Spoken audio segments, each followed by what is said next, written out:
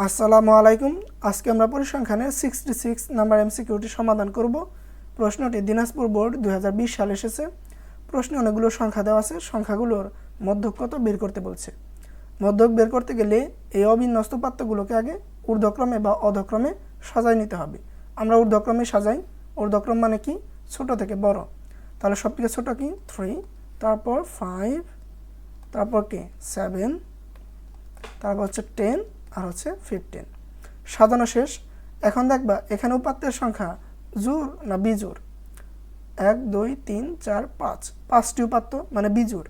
বিজোড় হলে মাঝ বরাবর দেখবা একটা উপাত্ত আছে, ওইটাই আমাদের অ্যান্সার। মাঝ বরাবর কি আছে? 7 না?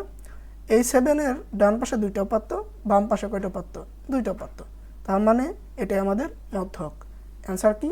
গ নাম্বার। আশা করি বুঝতে পারছো। তোমাদের সাথে দেখা হবে পরবর্তী এমসিকিউ সমাধানের ক্লাসে। ধন্যবাদ। আল্লাহ হাফিজ।